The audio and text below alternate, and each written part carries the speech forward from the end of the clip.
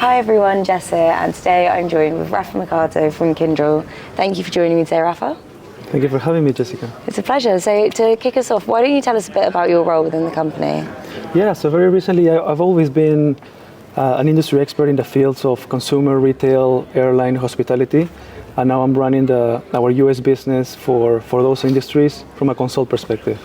Okay, fantastic. So we can pick your brain for your industry knowledge now. Yeah, please.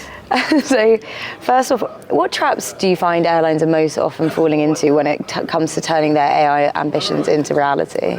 Yeah, so look, there's AI and ML use cases have been here for a while and in production for a decade and even more so like half a decade. What have happened is with the renaissance of Gen AI, now these have gone mainstream, as you know. So then the regular consumers, like sitting in their computers, like you and I, right, that are not part of corporations, are getting educated at a massive scale. So that education have led enterprises to accelerate their digital transformation and deploying AI use cases now that the end user now understand it and is getting more comfortable with, right? Now, the traps. I still see that there's a lot of hype over impact, and enterprises are selecting flashy use cases that not necessarily are driving enough business value to the shareholders.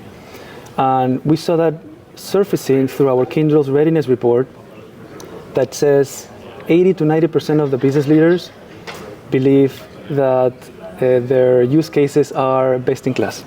However, the same group of people are saying, but 40% of those are saying it's not delivering enough value, right? So there's this gap, this disparity of maybe not selecting the right use cases at first that can increase shareholder value, right? The second trap is that they are doing POCs and pilots, but when they get into production, they face the headwind of having a lot of technical debt, legacy systems, and fragmented silos of data. So they're not ready, they don't have the right compute, the right security posture, and even the resiliency to take things into production. And the third and the last trap I would say that is always underestimated is a cultural aspect. How do you enable and empower the users that are going to use your system, right? Either your employees or the passengers. So they're not bringing in early in the game organizational change management practices to do that effectively. That makes sense. And to circle back to your first trap, which was these flashy use cases. In your opinion, what are the more effective use cases to highlight the measurable wins from AI to passengers today? Yeah, so let me start with Aviation. So we Kyndryl thought leaders, we have to see what's coming in the medium term horizon, right? So I see that now with the advent of agentic AI, we foresee that we're going to have autonomous control towers that in the event of disruptions, which happen all the time with airlines, as you know, there are going to be recovery plans created by individuals in like milliseconds. So imagine that, right? Personalized by you and me, having a plan to recover, and everything happened by an autonomous agent taking action on your behalf. Now, getting back to today, right? What I'm seeing today, in Kyndryl, we put in two categories. What we call it predictive care and orchestrating operations. On predictive care, we have use cases such as travel concierge and chatbots that are creating empathy at scale, right? That you can chit chat and have a dialogue with omni-channel through different devices, and you feel that you're supported in a different way. We have use cases such as dynamic offer management and loyalty programs, personalized in-flight services, and the like. On the second category, orchestrating operations, we see this is a hidden tech that works behind the scenes, so the passenger doesn't see AI directly, but are making their experiences better. So we have there like predictive maintenance, real-time baggage tracking, facial recognition technologies, and even empowering frontline workers with AI technologies, providing them with next best action or even action that were taken by agentic AI so that they can just deliver and communicate with empathy to the employees about what they need to do next. Fantastic, and you've highlighted some really interesting ways to apply AI in quite a transformative way. We know that airlines are all sort of trying to adopt this technology. but they're at very different stages of their journey.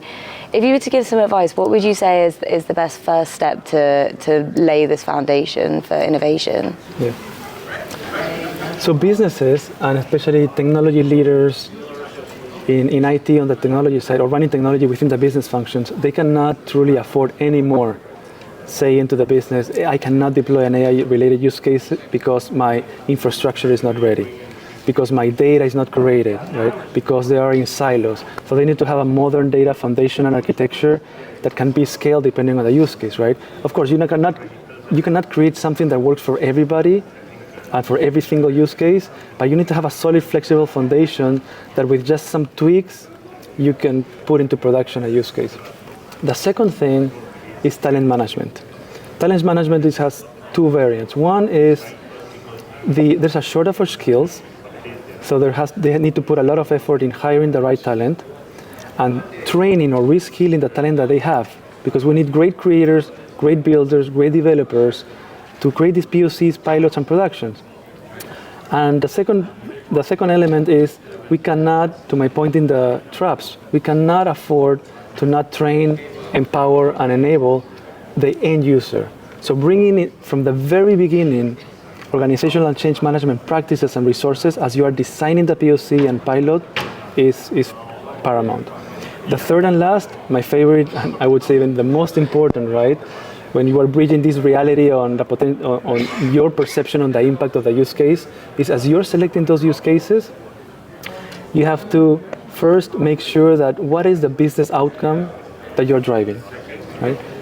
What is the KPI that you're going to tie the success of your pilot?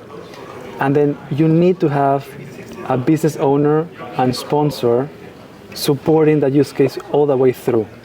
And as you're designing the POC and pilot, like nowadays, 10 years maybe it was different, but nowadays as you're designing a POC and pilot, you need to already be thinking about the design and requirements as if you were putting into production.